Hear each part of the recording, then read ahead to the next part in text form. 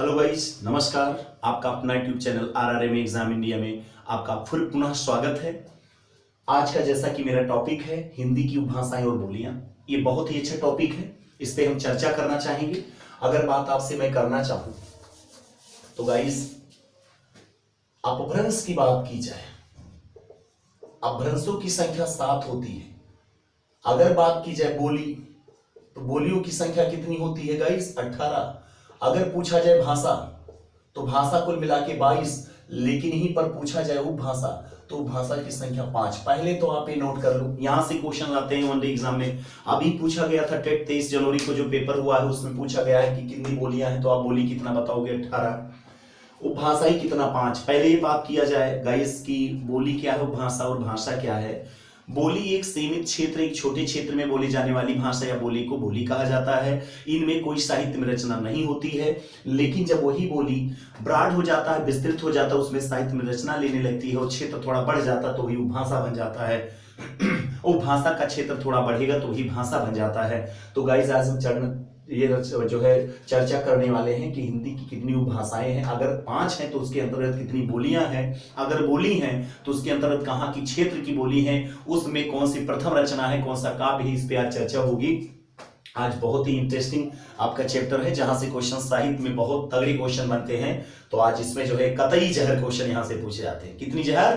कतई जहर क्वेश्चंस बोले जाते हैं, पूछे जाते हैं एग्जाम में। और यहां से क्वेश्चन गलत करने का काफी चांसेस रहता है। जैसा कि अभी देखिए, आपके विगत परीक्षाओं में काफी बच्चों ने गलत करके आया है। जहां पर लगाना चाहिए 18, वहां पर 22 लगाए हैं, और जहां 22 लगाना चाहिए वहां 18 लगाए हैं। जबकि बोली 18 है, भाषा 22 है, उपभाषा 5 है, और अपभ्रंशों की संख्या 7 होती है। तो गाइस, इस पे आज विचार करेंगे। हमें उम्मीद है आपको वीडियो बहुत पसंद आएगी। तो आप लाइक और सब्सक्राइब करना ना भूलिएगा, कमेंट में जरूर करके बताइए, कि इसलिए मैंने पहले बता दिया आपको, ये जरूर करके बताइएगा। ओके, चलो आ जाइए। अब मैंने उपभाषा की बात की, तो कौन कौन से उपभाषा है, तो इन 5 को मैंने कैटेगरी में बांट दिया। पहला क्या होगा गाइस? पश्चिमी हिंदी, राजस्थानी,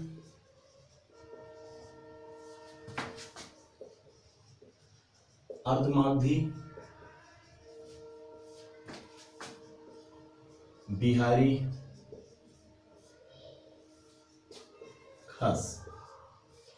जैसा कि आप गाइस जान रहे हो, खस आप नहीं कह सकते हो, खस के अंदर पहाड़ी आता है, बट मैं यहां पहाड़ी लिखूंगा क्योंकि उपभाषा की बात हो रही है, अपभ्रंश की नहीं। अपभ्रंश को इसमें नहीं लाना है। अपभ्रंशों की संख्या कितनी? 7 होती है। सौर, सैनी, मागधी, अर्धमागधी, प्राचर, पैसाची, खस। बट खस के अंतर्गत क्या आता? पहाड़ी। तो भाषाएं कितने गाइस दोस्त, कितने हैं मित्रों? 5। पश्चिमी, राजस्थानी, अर्धमागधी, बिहारी और पहाड़ी। ध्यान दीजिएगा मेरी बातों को। पश्चिमी हिंदी के अंतर्गत पूछा जाए कितनी बोलियां, तो 5। राजस्थानी में कितना? 4। अर्धमागधी में कितना? 3। बिहारी में कितना? 3। पहाड़ी में कितना बोलियां हैं? 3 है। इन पे हम चर्चा करेंगे। पश्चिमी हिंदी में अगर देखा जाए तो पहला आता है भैया खड़ी बोली, दूसरा आता है ब्रज भाषा, तीसरा आता है बुंदेली, चौथा आता है कन्नौजी, और पांचवा आता है गाइस हरियाणवी। हरियाणवी को क्या कहा जाता है गाइस? बांगरू कहा जाता है। और इसे क्या कहा जाता है? कौरवी। कौरवी बोली। ये आपके किसके अंतर्गत आते हैं? पश्चिमी हिंदी के अंदर 5 बोलियां गाइस आते हैं। बात की जाए राजस्थानी, तो पहला आता है मारवाड़ी, ये पश्चिमी राजस्थान में बोला जाता है। दूसरा जयपुरी, या इसी को कहते हैं ढूढ़ाड़ी, ये पूर्वी राजस्थान में आते हैं। तीसरा गाइस है मेवाती, ये उत्तरी राजस्थान। और चौथा है मालवी, ये दक्षिणी राजस्थान। अर्धमागधी में कौन आता है? इनमें 3 आते हैं। पहला वैसे गाइस यहाँ अर्धमागधी नहीं, अगर उपभाषा की बात हो रही है, थोड़ा सा मिस्टेक हो गया आप सबको। यहाँ अर्धमागधी की जगह पे क्या होना चाहिए, पूर्वी हिंदी होना चाहिए, क्योंकि उपभाषा बता रहे, मैं आपको वो बताने लगा अपभ्रंश, तो इसमें हो जाएगा पूर्वी हिंदी। पूर्वी हिंदी के अंतर्गत कितनी आती हैं, 3।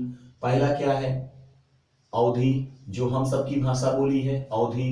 दूसरा बघेली, कौन सी भाषा है गाइस, बघेली। और जो तीसरा आएगा इसी को कहते हैं छत्तीसगढ़ी। अवधी अयोध्या में, बघेली जबलपुर मध्य प्रदेश में, छत्तीसगढ़ में छत्तीस। बिहारी में 3 आएगा, पहला संथाली, मैथिली, भोजपुरी। पहाड़ी में 3 आता है, पहला कुमायूनी,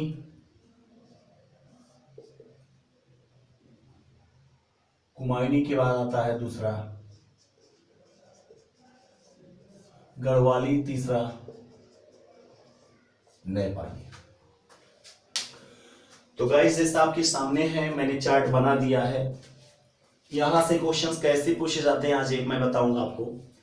तो हिंदी में उपभाषाएं और बोलियों की संख्या आप समझ गए हैं। अगर बोलियां होंगी तो ही जिन लेंगे, 5, 4, 9, 9, 3, 12, 3, 15, 3, 18 टोटल मिला के आपके।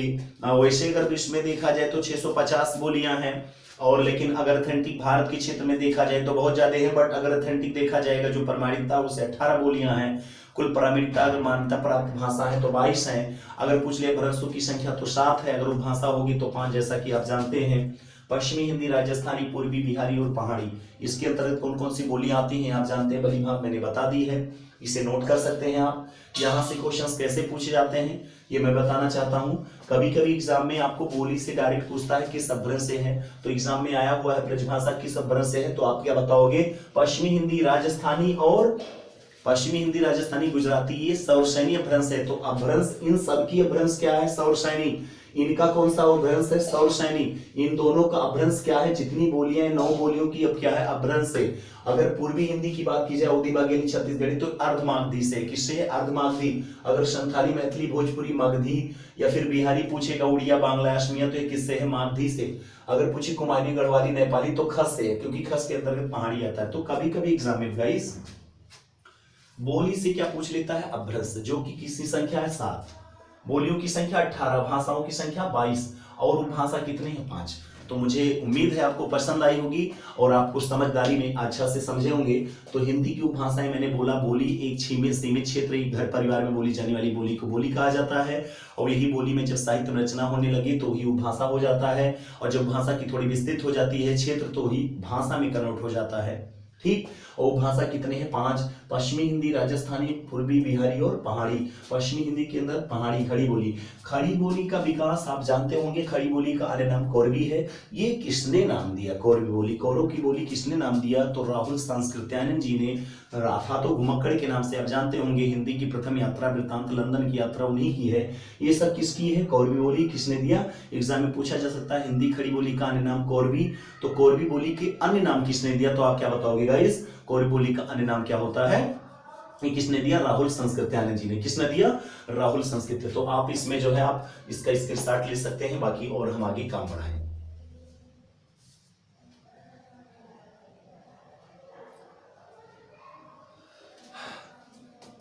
अब इसमें कई जगह देखा जाएगा तो इंपॉर्टेंट में क्या आएगा, खड़ी बोली, ब्रजभाषा और अवधी। ये 3 क्या होता है, मध्यकालीन में इनकी बोलियों का 3, जैसे आपको जब पढ़ाऊंगा कि भारतीय आर्य भाषा, आधुनिक भारतीय आर्य भाषा को 3 कालखंडों में, एक होता प्राचीन हिंदी, एक होता मध्यकालीन हिंदी, एक होता आधुनिक हिंदी।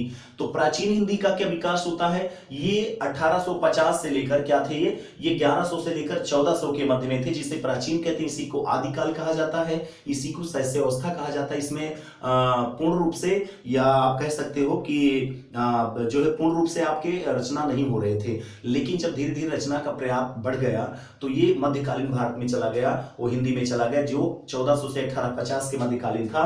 इनमें 3 बोले निखर के आई, अवधी, छत्तीसगढ़ी अवधी, खड़ी बोली और ब्रजभाषा, अवधी, खड़ी बोली और ब्रजभाषा। तो हमें लगता है इन तीनों बोलियों भाषाओं पे हमें चर्चा करना चाहिए। इनमें कितनी प्रथम रचना है, प्रथम काव्य क्या है, कौन कवि है, कौन सी भाषा, कौन सी बोली का प्रयोग किया, तो इन पे आज चर्चा होगी। तो इनमें तीन इंपॉर्टेंट मैंने गोला कर दिया, खड़ी बोली, ब्रजभाषा और अवधी। तो गाइज अगर आप इसको स्क्रीनशॉट लेना चाहते तो आप ले चुके हैं, जैसा कि फिर आप देख लीजिए एक बार, मैं मिटाने जा रहा हूं।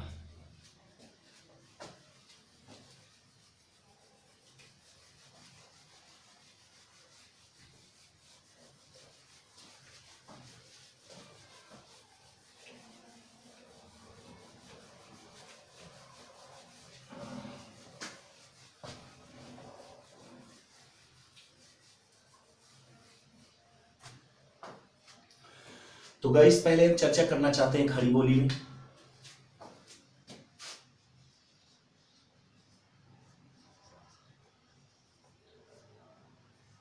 खड़ी बोली गाइस क्या होता है? खड़ी बोली मैंने बताया खड़ी बोली पश्चिमी हिंदी के अंतर्गत। अगर ये बात करें कि खड़ी बोली का विकास किस अपभ्रंश से, तो सौरसेनी आप बताओगे। खड़ी बोली किस अपभ्रंश से है? सौरसेनी। ये क्या है गाइस? अपभ्रंश। किस उपभाषा से है?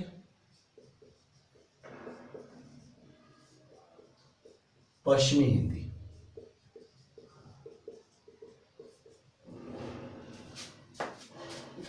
खड़ी बोली सौरसेनी अपभ्रंश से है, किस उपभाषा से? पश्चिमी हिंदी।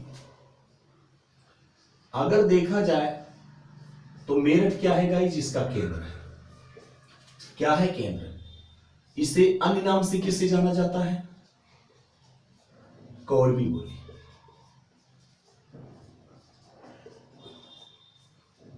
किसने कहा?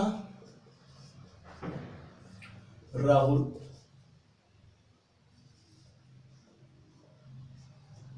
संस्कृत्यायन जी ने। अगर पूछा जाए दक्षिण भारत में इसे किस नाम से जानते हैं, तो दक्षिणी हिंदी के नाम से।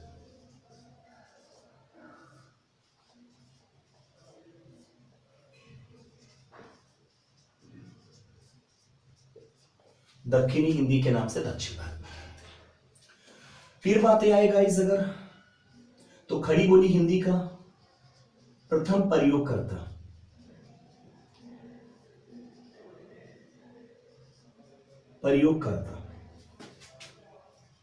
तो किसका नाम आता है? लल्लू लाल जी का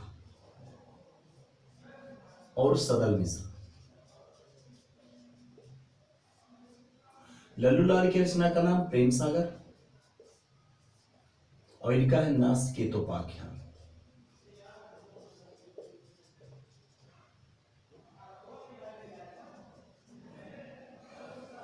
नासकेतोपाख्यान। अगर पूछ ले अन्य रचनाकार,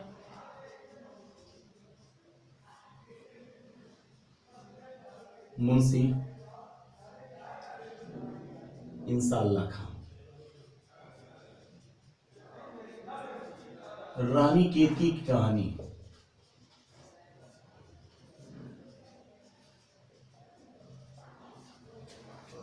सदा सुखलाल।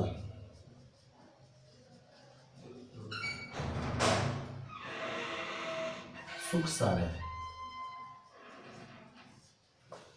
तो गाइस आप जानते होंगे, इसे नोट कर लीजिए। अगर खड़ी बोली से कहीं से क्वेश्चन आएगा तो मैं यहां से दावा करता हूं कि ये क्वेश्चन आपका स्लिप नहीं होगा। जो भी एग्जाम में पूछा जाएगा यहीं से आएगा। खड़ी बोली से जितने क्वेश्चन हैं सब मैंने उतारने का प्रयास किया है। अगर पूछा जाए खड़ी बोली हिंदी के प्रथम कवि, तो आप जानते होंगे अमीर खुसरो।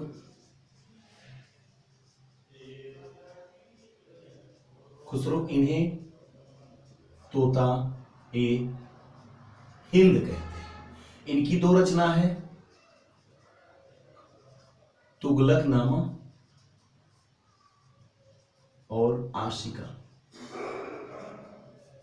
ये दो इनकी रचना है। अगर पूछ ले हिंदी खड़ी बोली का प्रथम महाकाव्य, क्या पूछ लेगा इस महाकाव्य, तो हिंदी खड़ी बोली का प्रथम महाकाव्य प्रिय प्रवास। प्रिय प्रवास। ये किसका गाइस? अयोध्या सिंह उपाध्याय हरिऔध जी का। अयोध्या सिंह उपाध्याय हरिऔध जी का। अगर पूछ ले खड़ी बोली हिंदी का सुप्रसिद्ध या सर्वप्रसिद्ध रचित ग्रंथ, तो है भैया क्या? कामायनी जयशंकर प्रसाद जी का है। किसका है? जयशंकर प्रसाद जी का है। तो जैसा कि आप जानते हैं खड़ी बोली का विकास कहां से हुआ है, इसके प्रथम में क्या था, बाद में क्या हुआ, इसका प्रथम महाकाव्य क्या है, प्रथम कवि कौन है, प्रथम प्रयोगकर्ता